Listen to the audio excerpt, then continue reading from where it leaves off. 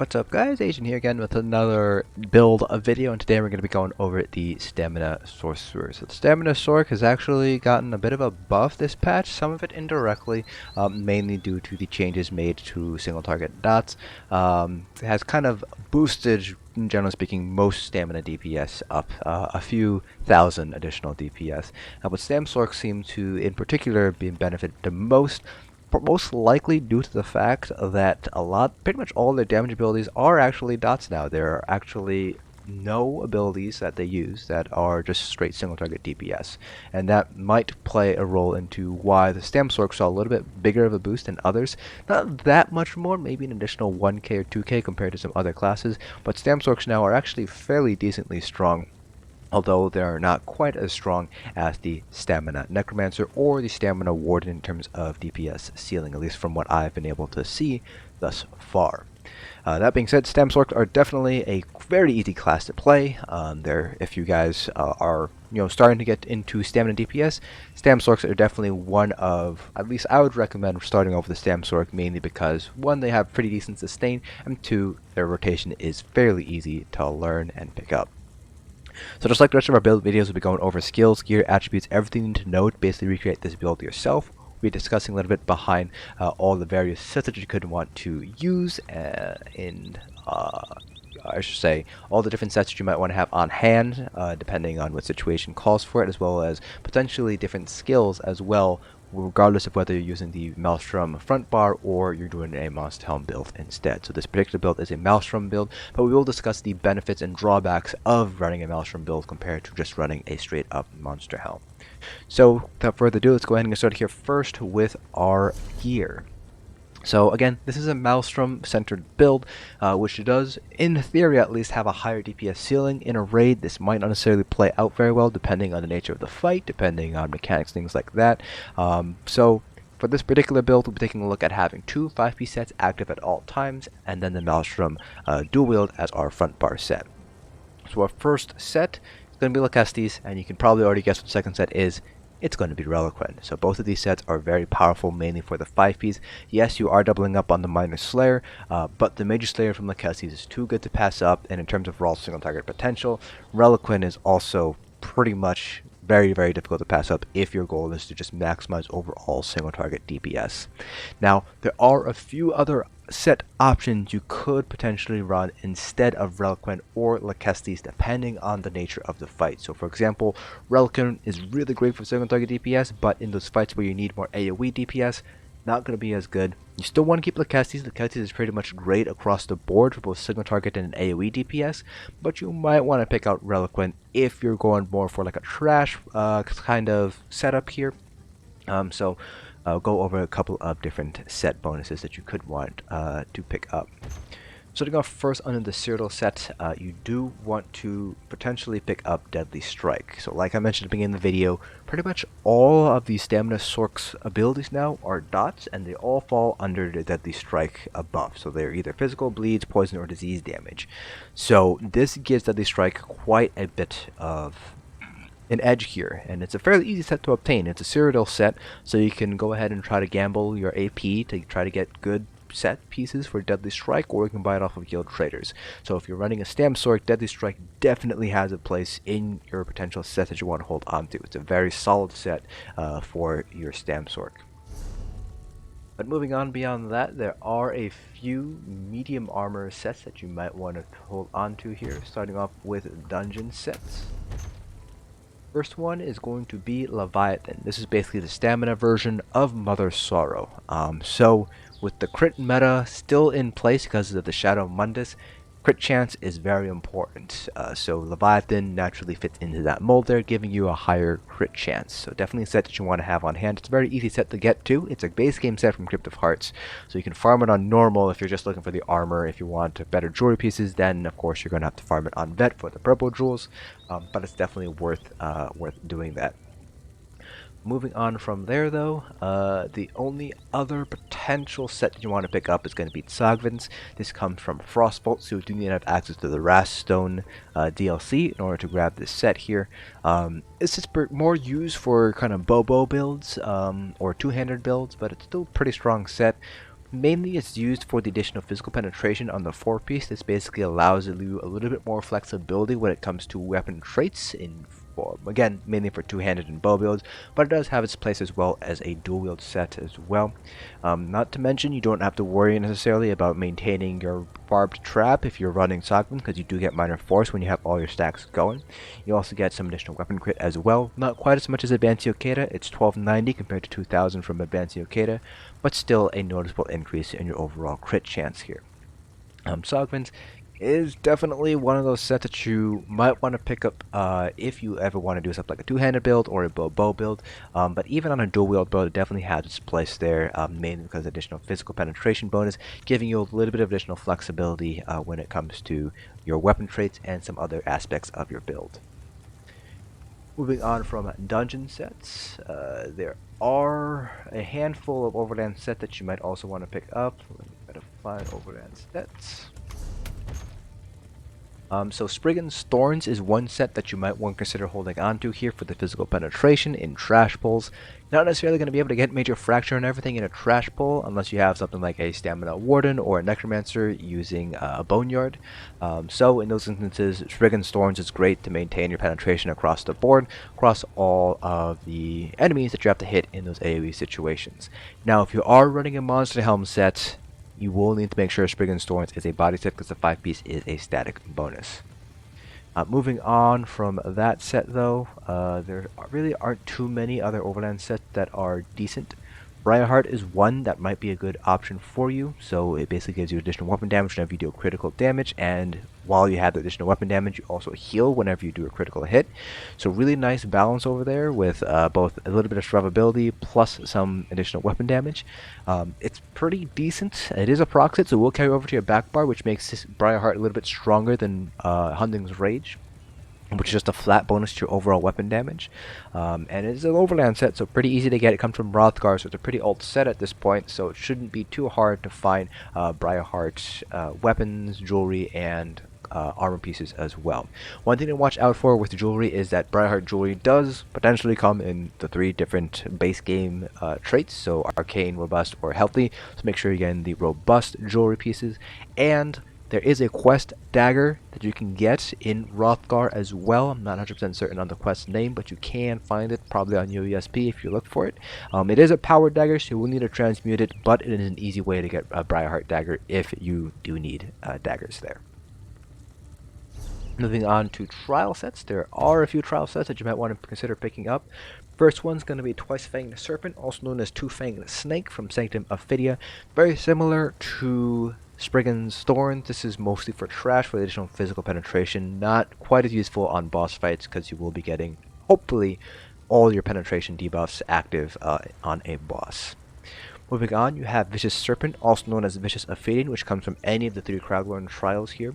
The bonus of Vicious Serpent is that you get the Minor Slayer, plus you get 3 armor bonuses. So you're not really giving up an armor bonus for the Minor Slayer, you're still getting 3 full armor set bonuses. The additional cost reduction on stamina abilities is pretty nice, but like I mentioned at the beginning of this video, stamina sorks actually have pretty decent sustain to the point where they can run blue food and not really worry about sustaining too much. So Vicious Serpent, decent set, especially if you're just a base game player, you don't have access to any sort of expansions or DLC, but there are stronger sets out there. And then there is a heavy armor set that you might want to consider picking up. Let me go ahead and pull it out here. And that's going to be Berserking Warrior, also known as Advanced Yokeda. This comes from Helra's Citadel. This is a heavy armor set, so you will need to transmute the jewelry and the weapons, and you must use jewelry and weapons. Running heavy armor pieces on a stamina DPS, not that great because you are losing some weapon crit and weapon stamina regen as well. So definitely want to make sure to have this as weapon and jewelry pieces here. So this basically gives you additional critical strikes, basically more crit whenever you deal melee damage. At max stacks, it gives you additional 2000 critical strike chance, which ends up being just under a 9% increase to your crit chance. So pretty strong overall. It is a little bit difficult to maintain. You will have to wear this as a front bar set, which basically means you will not be able to run this with a Maelstrom dual wield set. You will need to basically run this with a Monster Helm set, so there is that limitation there. But it is still a pretty strong set if you don't want to run a Maelstrom dual wield as your front bar set here. Now, I continue to mention monster helm sets as a potential option, and basically what that entails is instead of running the Maelstrom dual wield as your front bar set, you'd basically be running one of your 5-piece sets as a front bar set. Typically speaking, this will be a proc set like Briarheart, Lokkestiiz, or Advanced Neokata, and then instead of running Maelstrom, you're running the monster helm sets instead. So, two monster helms, there are a handful of monster helm sets, I should say, that are really good options to run. First one here is Veldreth. This is a very old set at this point. You do need to have access to the Shadows of the Hist DLC because it does come from Cradle of Shadows. The weapon damage bonus is always really, really nice, and then 2-piece is a fairly strong proc chance as well. It does give you 3 disease spores. Unfortunately, in Scalebreaker they did change it so one boss is going to get hit by 1 spore at a time, so you can no longer get multiple spores to hit the same boss. But it does give you some additional cleave if you're able to aim your spores fairly well, or if you decide to proc it in the middle of a trash pack. Moving on from there, there are other monster helm sets that you do want to potentially consider. So the first one's going to be Celine's. This is a base game set here, and it's probably the closest analogous set to Veldreth in the base game. The 1-piece is not quite as strong with max stamina, but the 2-piece does have the potential to be stronger than Veldreth. The downside of running Celine versus Veldreth is that Celine's is strictly single target, so you can't hit multiple enemies with a Celine proc. But it does proc more often, and it does have a slightly higher chance to proc, so overall it does have the potential to out DPS Veldreth in ideal situations. Moving on from there, Stormfist, if you have trouble with sustain issues, is a pretty decent option here. The downside of running Stormfist is that the proc itself is not quite as strong, plus it is possible for bosses to move out of the proc because it just creates a fist that remains static in place. So if the boss happens to jump out of that fist, you will not be able to get the damage that the fist does. So that's one of the downsides of running Stormfist, outside of the 1-piece being fairly useless when it comes to DPS potential. But if you do have trouble sustaining, the stamina regen is fairly helpful to have. And then finally we have Marsalok, which is the strongest stamina monster helm set in the game. The 1-piece is max stam, so not quite as strong as weapon damage, but the 2-piece has the potential to be incredibly powerful. So it deals a certain amount of disease damage over 4 seconds, but the damage is increased by 5% for each negative effect that the enemy has, up to 150% additional damage. So that is over twice as much damage, assuming that you're able to get, I believe this would be 30 negative effects. Now note that it says negative effects and not debuffs, so this does mean that certain things will count towards this stack here. So you have your classic debuffs like Major Breach, Major Fracture, and the minor versions of those debuffs. You have your Weakening enchants, you have the Crusher enchants, and all those nice things, but anything that shows up on the Srendar or in Combat Metric as a debuff does count towards this negative effect that is mentioned on the flavor text. So things like Rending Slashes will actually count because that is considered a negative effect. Your Double Ravage Health poisons will also count as 2, assuming that both poisons are active, because they count as a debuff. So it's actually potentially possible to get this full 150% additional damage if you have a lot of debuffs and a lot of negative effects going. More likely than not, you're going to be sitting closer to anywhere between 100 to 120% additional damage, but that's still a very strong proc. If you just double this amount that I have here, you're already sitting at about 21k over 4 seconds every 7 seconds. Another big downside of running Marsalok is the fact that you have to bash. So this does cut into your overall sustain because bashing does take up your stamina. So you kind of have to be a little bit more micromanagement because you do need to be able to bash every 7 seconds. Usually it's fairly easy. You just bash whenever you swap bars, because typically speaking you bar swap every, depending on your specific rotation, understand your specific class, between 6 and 8 seconds. So as long as you do it every time you bar swap, you should be able to proc it on cooldown. Plus there are add-ons that will be able to track the cooldown for you, but it does require that additional micromanagement aspect of things, as well as the additional sustain cost of doing the bashing. But that is pretty much it for all of your potential options here. Now in terms of traits and enchants across the board here, for all of your armor pieces are going to be divines with max stamina enchants. If you do need some additional survivability, you can certainly replace one of your small enchants with a health enchant. Jewelry is going to be all Bloodthirty, all weapon damage enchants. You can go with Infused if you would like, but I'd probably try to stay away from Robust unless you are a base game player or you don't have access to transmutation of jewelry, because Robust is not quite as strong on a stamina DPS compared to Infused or Bloodthirty. For weapon traits and enchants, for your front bar, you're still going to be using Double Ravage Health poisons. So this will be made with Fleshfly Larva, Nightshade, and Nirn Root is the cheapest combination there. at least on PCNA.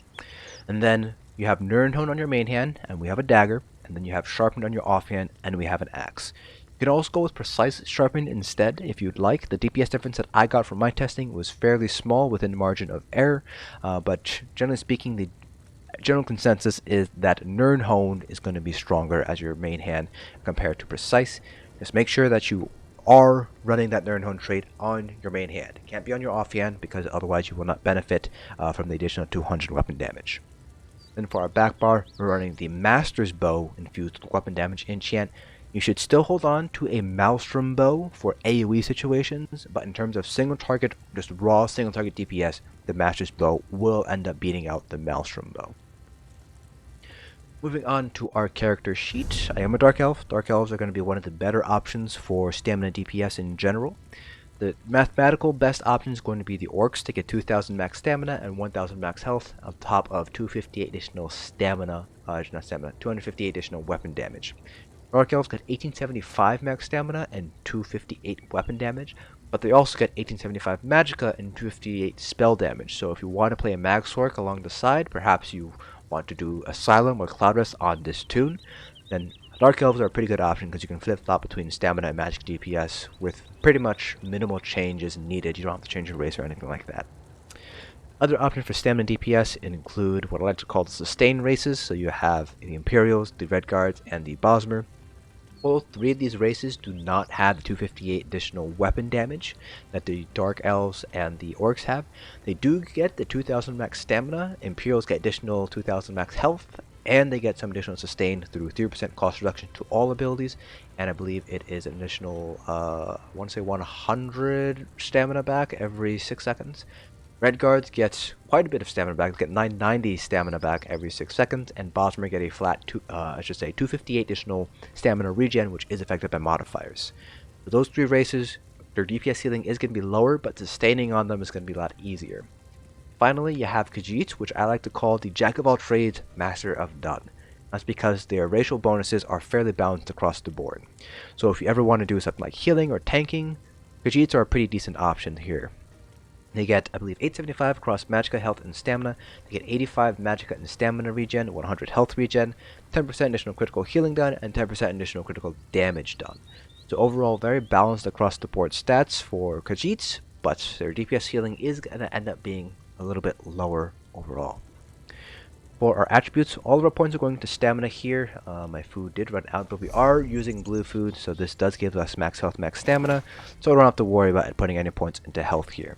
Now, if you do want to put some points into health, you can certainly do so for some additional survivability. If you are running something like Artaeum Takeaway Broth or Dubious Command and Throne for additional sustain, then yes, you will need to shift some points into health here in order to make up for that loss in health from using different food. In terms of Mundustone, still sticking with the Shadow, still going to be the strongest Mundustone in the game. And then I already mentioned blue food, max health, max stamina. This is in the base game, so you don't need to necessarily get any sort of special recipes or anything. This is just the base game blue food that you would get. For our skills, on our front bar we have Rending Slashes, Rapid Strikes, Hurricane, Barbed Trap, Bound Armaments, and Greater Storm Atronach. On the back bar we have Consuming Trap, Poison Injection, Arrow Barrage, Dark Deal, Bound Armaments again, and Greater Storm Atronach.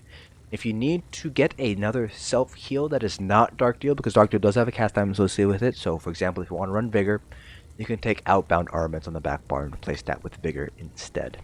Or you can replace this with Critical Surge or Power Surge, depending on whether you want an AoE heal or a more selfish heal instead. In terms of our CP points, CP cap is still 810, which gives us 270 CPs across each of our different constellation types. With our green CPs, we have 100 Mooncalf. That's really all you really need. Everything else is kind of up to you, so I have 75 in Tenacity, 31 Shadow Ward, 31 Tumbling, and 33 Warlord. But you don't need to put this many points into Tenacity, depending on how often you anticipate heavy attacking to maintain your rotation.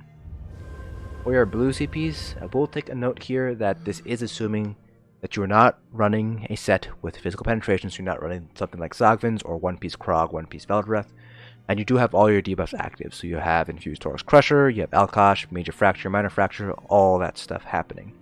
Otherwise, you will need to shift some points around or make some changes to overall builds, for example running double sharpened if you're running dual wield, or something like that, or running one piece Krog, one piece Veldreth for the additional physical penetration, running Tzogvins with additional penetration, so on and so forth. We have 49 into Mighty, 64 into Piercing, 61 into Precise Strikes, 56 into Thaumaturgy, and 40 into Master at Arms. You could potentially drop Master at Arms down even further to like 31 if you'd like, and boost Thaumaturge up. So for example, you could do something like 31 into Master at Arms and boost Thaumaturge up to 64, and you can then bring Piercing up to 65 if you'd like. You will end up over-penetrating a little bit if you have all of your TP points put in place here. Or sorry, not 64. You would want to drop Master at Arms down to 28 and bump this up to 66. So you'd be able to drop up to 31 here and 63. Something like this: 49 Mighty, 63 Piercing, 61 Precise Strikes, 66 Thaumaturge, and 31 Master at Arms. So you can do something like that. Then our red CPs, gonna go for a more balanced approach here. So we have 81 Ironclad, 61 Thick Skin, and 64 in both Hardy and Elemental Defender. Alright, so that's pretty much all the build stuff. Now let's go ahead and talk about the rotation. Rotation, like I mentioned, is fairly straightforward, and for the most part, I'd call it static for the most part. So I always like to start off first with Dark Deal, so that way you have the regeneration going, and then start off with Rearming Trap, and then start with your backbar dots.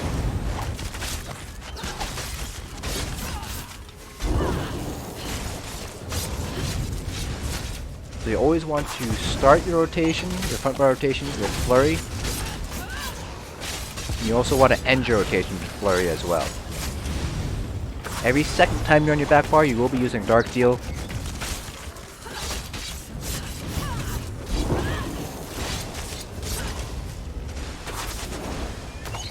So again, always start with Flurry, and always end with Flurry on your front bar rotation here. And again, every second time you're on your back bar, just re-up Dark Deal. And that's pretty much the whole entirety of your rotation. So I'm just going to kill the dummy here, just so I can get out of combat. You do notice that you will end up being a little bit late on your backbar dots if you're running Arrow Barrage. You can also run Endless Hail if you'd like, but that, generally speaking, is going to be a little bit less DPS compared to using something like Arrow Barrage. So that's kind of up to you if you want to do that or not. If you're running a Maelstrom bow as your bow, you would likely be using Endless Hail, but that will throw off your rotation a little bit because Endless Hail now has a 12-second duration, Poison Injection has 10 seconds, and Soul Trap has 10 seconds. So Arrow Barrage is going to line up a little bit better with the overall rotation because it does have an 8-second duration with a 2-second wind-up time, so to speak, or basically a 10-second dot, so that'll fit in a little bit better into your overall rotation. Now, you want to make sure you're running Flurry on first in order to get the additional buff from Maelstrom on your Rending Slashes and Rearming Trap, Barbed Trap, and you also want to make it last in your rotation on your front bar rotation, so that way you can get the buff over to Soul Trap and Poison Injection. If you are in the part of the rotation where you're using Dark Deal, you will lose it on Poison Injection, so it's kind of up to you if you want to do Poison Injection and then Dark Deal in order to maintain that additional Cruel Flurry buff on Poison Injection. But do keep in mind that Poison Injection does inherit the stats of the bar that you are on when it first hits. So by doing so, you're basically giving up your front bar stats for your Poison Injection cast. That might be worth the trade-off for you, so you kind of have to make that decision on your own.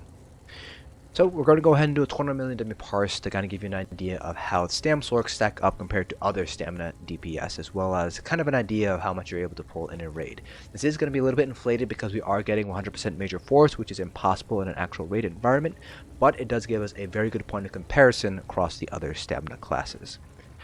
So without further ado, let's go ahead and get started here with our parse.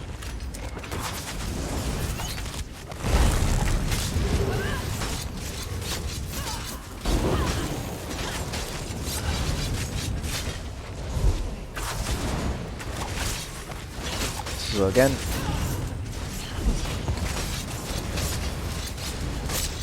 always want to end with Flurry and start with Flurry.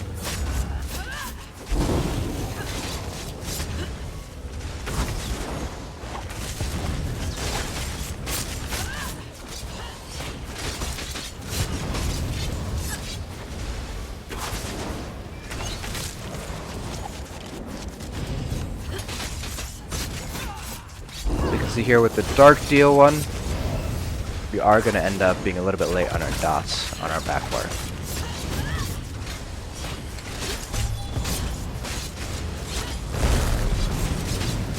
In terms of when you want to use your Storm Atro and on what bar, it's really up to you which bar you want to run it on. Front bar or back bar doesn't really matter too much.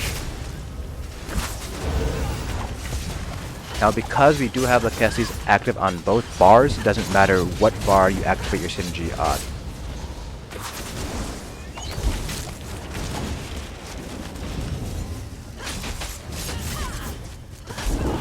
If you're running a Maelstrom set and you have Lokkestiiz as your front bar set, you will need to make sure you're activating synergies on the front bar.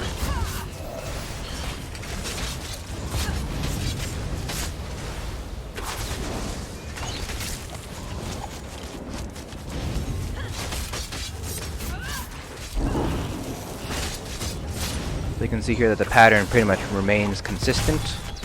This is why I call it a static rotation here.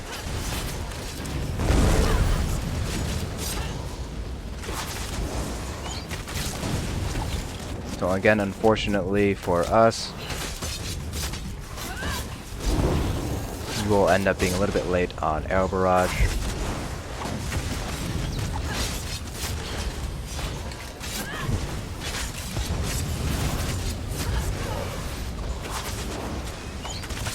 On any time we have to cast Dark Deal here.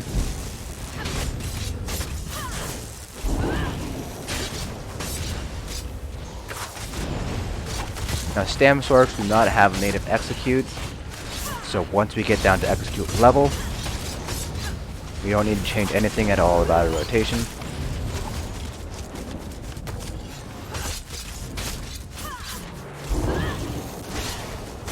Getting a couple of ping spikes here, as you can tell from the top of the screen here.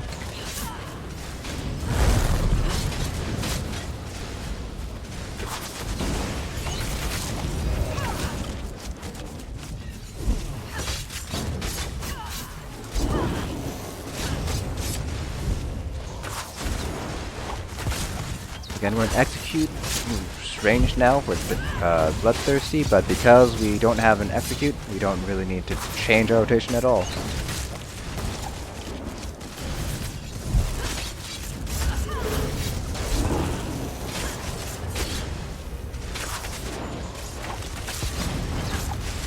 Unfortunately, it seems that comm metric still isn't working properly for me, so I don't know how well or how poorly I'm doing compared to previous parses here. At the end of the fight, you don't need to maintain Dark Deal anymore. I'm just gonna finish this off by spamming Flurry here. So there we go. That is our Stamsork parse here. I'm just gonna back up so that way I'm not pulling the combat from Hurricane. And we pulled just over 89k. So again, Stamsork's got a really decent buff in Scalebreaker. Part of it is due to the fact that we're burning a lot of dots, and we basically have changed up a lot of things with the changes to single target dots, with Soul Trap being really, really strong now, Point Injection getting buffed, Rending Slashes getting buffed, when combined with the Cruel Flurry buff. I shouldn't say buff, but combined with the Cruel Flurry effect, Stamina DPS in general got a pretty nice bonus to their DPS. So we pulled about 89.1k or so. So overall, really strong. Stamsorks are a good option now. Again, they're not quite as strong as Stamina Necromancers or Stamina Wardens, but they're still a very potent class to play here. And they have really good survivability between Hurricane and Bound Armaments. They have really nice survivability here. And again, this rotation is very static, very easy to pick up. So for those of you guys who are thinking about getting into Stamina DPS and you have a Sork, Stamsorks are a pretty nice gateway to get into Stamina DPS. So that's it for this video. If you guys have any questions about the build, please feel free to leave them down in the comment section below, and I'll try to answer them to the best of my ability. Hope you guys found this video informative, and I'll see you guys in the next dungeon.